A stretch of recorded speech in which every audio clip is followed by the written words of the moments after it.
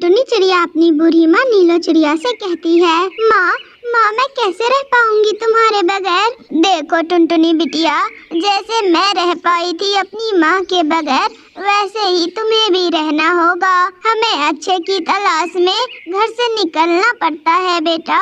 अगर ऐसे ही डरती रहोगी तो अपनी सारी जिंदगी कैसे गुजारोगी टुनटुनी बिटिया। तुम्हें जाना होगा, तुम्हें हिम्मत करके जाना ही होगा पर्वत के इस पार, जिंदगी के कुछ नए रंग सीखने के लिए। और हम पक्षियों का तो कोई एक ठिकाना होता ही नहीं है बिटिया। मैं अब बूढ़ी हो गई हूँ, मैं ज्यादा उड़ नहीं सकती, लेकिन मैंने अपने बड़ों से सीखा है कि कैसे अपने ख्वाहिशें और तमन्नाएं बनके अपनी जिंदगी को अपने अगले नस्ल में देखा है। मेरी बच्ची टुनटुनी, ये सच है कि शायद मैं अब ज्यादा देर तक जी ना पाऊँ। अरे नहीं माँ, आप ऐसी बातें ना किया कीजिए प्लीज। नहीं बिटिया, ये हकीकत है और इसे झुठलाया नहीं जा सकता। तुम जाओ, पहाड़ों वाले जंगल में बाहर का मौसम है और तुम वहीं जाकर अपनी खुशियाँ ढूंढो।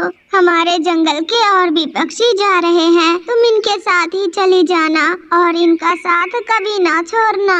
अगर रास्ते में कोई भी मुसीबत आए तो घबराना नहीं, बल्कि मुसीबतों का डटकर सामना करना और अपने नए खानदान का खूब अच्छे से ख्याल रखना। टुनटुनी बिटिया, जिंदगी प्यार और एहसास का नाम है और जो बातें मैंने तुम्हें बताई है वो तुम्हारे पास अमानत है और इसे तुम्हारे अगले नस्ल तक पहुंचाना तुम्हारा काम है। हाँ माँ, मैं करूँगी। मैं अपने पूर्वजों की उम्मीदों को हमेशा पूरा करूँगी और एक अच्छा जीवन भी गुजारूंगी। तुम चिंता मत करना। जाओ टुनटुनी बिटिया, वो सामने तोते का घर है, वहीं पर जंगल के सारे पक्षी आएंगे। तुम इनके साथ ही निकल जाओ यहाँ से। और हाँ टुनटुनी बिटिया, देखो अगर समय तुम्हें दोबारा इसी जंगल में ले आए तो तुम इसी पेड़ पर अपना घोंसला बनाना अपने छोटे छोटे बच्चों के साथ। अरे माँ, अच्छा अब जाओ बिटिया, कहीं देर ना हो जाए। और फिर नीलो चिड़िया की बिटिया टुनटुनी चिड़िया पर्वत के इस पार बाहर की तलाश में उड़ जाती है। अरे वाह, यहाँ तो काफी सारे पक्षी दिख रहे हैं। आ जाओ, जल्दी जल्दी आ जाओ पक्षियों। छोटी टुनटुनी, तुम्हारी माँ नहीं आई क्या तुम्हारे साथ? नहीं, मेरी माँ नहीं आ सकती क्योंकि माँ का तबीयत बहुत ज्यादा खराब है, वो उड़ नहीं सकती। कोई बात नहीं चिड़िया, तुम चिंता मत करना, हम हैं ना तुम्हारे साथ, डरना ना तुम। और फिर सफर करने वाले सारे पक्षी वहाँ से उड़ते हैं। फिर सारे पक्षी उड़ते जाते हैं, उड़ते उड़ते उन्हें रास्ते में ही रात हो जाती है। फिर वे सभी एक जंगल में बसेरा लेते हैं। ये जगह हमें रात गुजारने के लिए अच्छा है, सारे पक्षी यहीं पर पड़ाव करो। फिर टुनटुनी चिड़िया अपने पास बैठे कालू कौवे से पूछती है, अभी वो जंगल कितना दूर है, हम कब तक पहुंच जाएंगे? देखो चिड़िया, हम सभी पक्षी कल शाम होते होते बाहर वाले जंगल में पहुंच जाएंगे। मैं ये सफर तुम्हारी तरह पहली बार नहीं बल्कि दूसरी बार कर रहा हूँ। तो क्या वो जंगल बहुत ज्यादा खूबसूरत है? नहीं, उतना तो नहीं है। तो फिर हम क्यों जा रहे हैं वहाँ? ऐसे बातें करते करते वो सारे पक्षी वहीं पर सो जाते हैं। अरे उठो उठो, जल्दी से उठो सारे पक्षी, सुबह होने को आई है, अब हमें अपना सफर शुरू करना चाहिए। फिर वो सारे पक्षी अपना सफर जल्दी जल्दी शुरू करते हैं। अरे और हमें कितना दूर जाना होगा? चिड़िया तुम परेशान ना हो, वो पहाड़ नजर आ रहे हैं ना, बस हमें उसके पार ही जाना है। अच्छा, फिर तो हम आ ही गए। फिर ऐसे सफर करते करते वो सारे पक्षी बाहर वाले जंगल में आ जाते हैं। तोते अंकल, ये मेरा पहला सफर है और मैं क्या यहाँ अकेली ही रहूंगी? नहीं बिटिया, तुम्हारा यहाँ कोई इंतजार कर रहा होगा। मेरा इंतजार? मगर कौन? वो तुम्हें खुद ही पता चल जाएगा। फिर सारे पक्षी अपना अपना ठिकाना ढूंढने लग जाते हैं और टुनटुनी चिड़िया नदी के किनारे बैठ जाती है।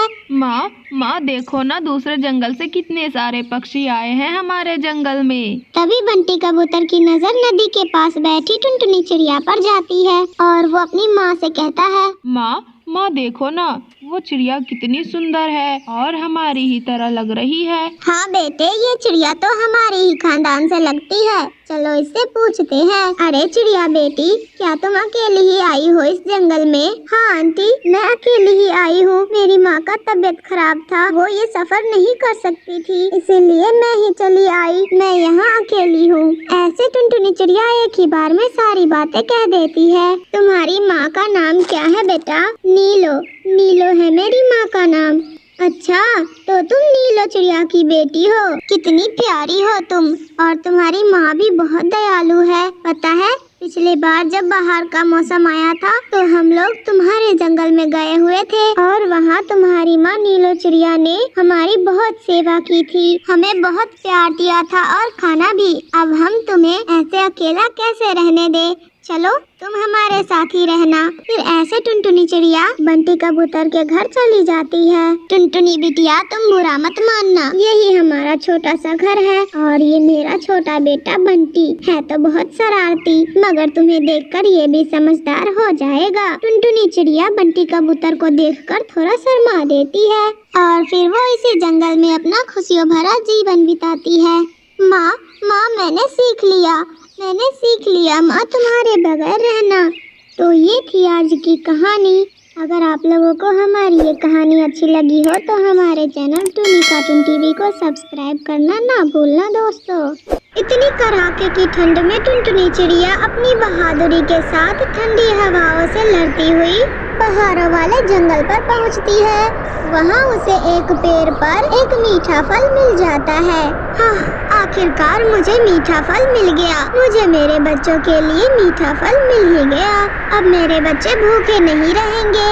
वो इस मीठे फल को देखकर बहुत खुश हो जाएंगे। हाँ, अब मैं ले जाती हूँ अपने बच्चों के लिए ये फल तोड़कर। ऐसा कहकर टुनटुनी चिड़िया वो मीठा फल तोड़ लेती है और फिर वहाँ से अपने घर जाने लगती है कि तभी रास्ते में उसे गोरी कभी मिल जाती है। गोरी कभी टुनटुनी चिड़िया से कहती है, टुनटुनी बहन, तुम ये मीठा फल कहाँ से लेकर आई हो? जरा मुझे भी बता दो, मैं भी अपने बच्चों के लिए ये मीठा फल ले जाऊंगी। तुम्हें पता है, पिछले 2 दिनों से मेरे घर में सभी भूखे ही हैं। गोरी, मैं भोजन ढूंढते ढूंढते पूर्व वाले जंगल में चली गई थी। वहाँ मुझे एक पेड़ मिला, लेकिन उस पेड़ पर बस यही एक फल था जो कि मैं तोड़ कर ले आई। अरे टुनटुनी, तो अब मुझे कहाँ से दाना मिलेगा? अरे गोरी, आजकल तो मैदानों में भी दाना नहीं मिल रहा है। मैं पहले मैदानों में ही दाना ढूंढने गई थी, मगर मुझे वहाँ नहीं मिला। देखो गोरी, अगर तुम्हें भोजन ढूंढना है तो फिर यहाँ से दूसरे जंगल जाना होगा। मैंने सुना है कि दूसरे जंगल में बड़ी आसानी से फल मिल जाते हैं। इतना कहकर टुनटुनी चिड़िया अपने घर चली जाती है और गोरी कभी भी वहाँ से आगे बढ़ती है। गोरी कभी उड़ती उड़ती दूसरे जंगल में पहुँच जाती है। उस जंगल के एक कोने में एक छोटा सा खेत था, जिस खेत में अंगूरों की बेल लगी हुई थी और उस अंगूर के बेल पर मीठे मीठे पके हुए अंगूर लगे हुए थे। गोरी कभी जल्दी से जाकर उस अंगूर के पास बैठ जाती है और वो खुश होते हुए कहती है, अरे वाह वाह, अब तो मुझे भी मीठे फल मिल गए। अब मेरे परिवार में भी कोई भूखा नहीं रहेगा। हम लोग जी भर के अंगूर खाएंगे, मीठे मीठे अंगूर। अरे कभी सुनो मेरी बात, तुम इतनी खुदगर्ज मत बनो। मैं ये नहीं कहती कि तुम ये फल अपने परिवार को ना दो। तुम अपने परिवार को भी खिलाओ और फिर जंगल के बाकी पक्षियों को भी मेरा फल खाने का मौका दो। उन्हें भी बताओ कि मेरे फल कितने मीठे हैं। हाँ, अंगूर के बेल जी, क्यों नहीं, मैं जरूर बताऊंगी सभी पक्षियों को। इतना कहकर गोरी कभी अंगूर तोड़कर वहाँ से चली जाती है। वाह वाह गोरी, सच में ये अंगूर तो बहुत मीठे हैं। लेकिन गोरी, तुम भूल कर भी इस अंगूर का जिक्र किसी दूसरे पक्षी से ना करना, वरना तो जंगल के सारे पक्षी मिलकर वो अंगूर खत्म कर देंगे और फिर हम कहाँ से खाएंगे इतने मीठे मीठे अंगूर। हाँ हाँ कालू जी, सोचा तो मैंने भी ऐसा ही था, मगर वो अंगूर की बेल कहती है कि मैं ये बात सारे पक्षियों को बताऊं और वो भी उसका मीठा फल खा सके। ना गोरी, तुम भूल कर भी ऐसा मत करना। अरे वो अंगूर की बेल कहती है तो उसे कह लेने दो, क्या हो गया। तुम बस अपने लिए तोड़ कर ले आना और फिर उससे झूठ मूठ का बता देना कि तुम सभी पक्षियों को भी खिलाती हो अंगूर, ठीक है। मगर वो बेल मेरी बात मानेगी तब ना कालू जी। अच्छा, तो फिर मैं खुद ही जाऊंगा कल और फिर मैं उस बेल को अच्छे से समझा दूंगा कि हम बहुत ईमानदार पक्षी हैं और सभी की मदद भी करते हैं। अरे कालू जी ईमानदार और हम। अरे गोरी, अपने आप को अच्छा दिखाना है तो फिर बुराइयां तो करनी ही पड़ेगी ना।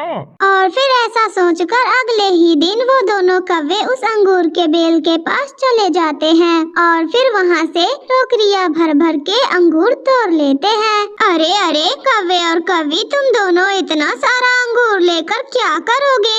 अरे बेल जी, आपको पता नहीं है, हम लोग बहुत ईमानदार पक्षी हैं। जंगल के सभी पक्षियों को हम ऐसे ही भोजन बांटते रहते हैं और हम ये अंगूर इसीलिए ले जा रहे हैं ताकि एक अंगूर हम खाए और फिर सारे अंगूर बाकी के गरीब पक्षियों में बांट दे। अरे वाह वाह, तुम कौवों में भी इतनी समझ होती है, तुम तो बहुत ईमानदार कौवे हो। बहुत अच्छे, तुम दोनों ने मिलकर तो मुझे खुश ही कर दिया। अब तुम लोग मेरा अंगूर ले जा सकते हो। फिर वो दोनों कौवे वहाँ से झूठ बोलकर अंगूर चोरी करके चले आते हैं।